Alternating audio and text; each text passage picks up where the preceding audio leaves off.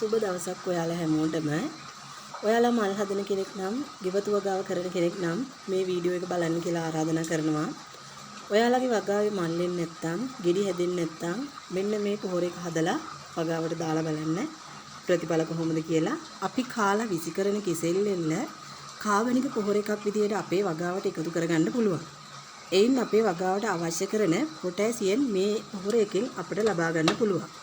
හරි අපි දැන් බලමු මේ පොහොර එක හදාගන්නේ කොහොමද කියලා. ඒකට අවශ්‍ය වෙන්නේ වතුර සහ කෙසෙල් එලි. මම මේ වගේ භාජන දෙකකට වතුර අරගත්තා.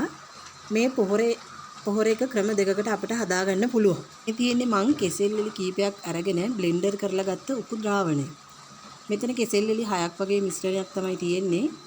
ඒකට මං මේ විදිහට වතුර භාජනයකට දාලා වහලා තියනවා. මේක දවස් 2ක් විතර අපි තියන්න ඕන පල් වෙන්න. එතකොට තමයි මේක පොහොර ගතිය වැඩි වෙන්නේ. දැන් මම මේ මිශ්‍රණය මේ වතුර බාල්දියට දාලා හොඳින් කලවම් කරගන්නවා.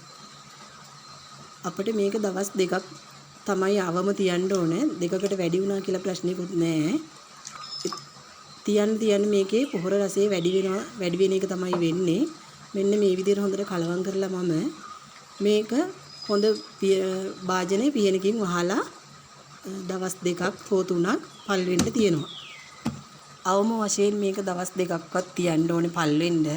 ඊට වැඩියෙන් දවස් 2ක් තිබ්බා කියලා ඒක ප්‍රශ්නයක්වත් නැහැ. මේක පල් වෙන්න තමයි මේකේ පොහොර රසය අපිට වැඩියෙන් ලබා ගන්න පුළුවන් වෙන්නේ. දැන් අපි බලමු ඊළඟ ක්‍රමය මොකක්ද කියලා. ඒකට මෙන්න මේ විදිහට කෙසෙල් එලි කිහිපයක් අරගෙන පොඩි කෑලි වලට කපා ගන්න ඕනේ. එහෙම කපාගත්ත කෙසෙල් එලි මේ වතුර භාජනයකට දාලා ඒකත් දවස් 2ක් වගේ පල් වෙන්න තියන්න ඕනේ. අපිට මේ ක්‍රම දෙකටම මේ පොහොර එක හදාගන්න පුළුවන්. ඔයාලට මේකේ ප්‍රමාණයක් සඳහන් කරනවා නම් සාමාන්‍යයෙන් කෙසෙල් එලි දෙකකට ජලයේ ලීටරයක් වගේ ගත්තොත් හොඳයි. ඉතින් එහෙම වැඩි වුණා කියලා ඇත්තටම එහෙම ප්‍රශ්නයක් වෙන්නේ නැහැ. මොකද මේක කාබනික දෙයක් නිසා මේ මන් දල වශයෙන් ඔය කිව්වේ ඒ ගන්න පුළුවන් ප්‍රමාණය. මෙන්න මේ විදිහට කපාගත්ත කෙසෙල් එලි ටික අපි මේ වතුර භාජනයේට මෙන්න මේ විදිහට දාගෙන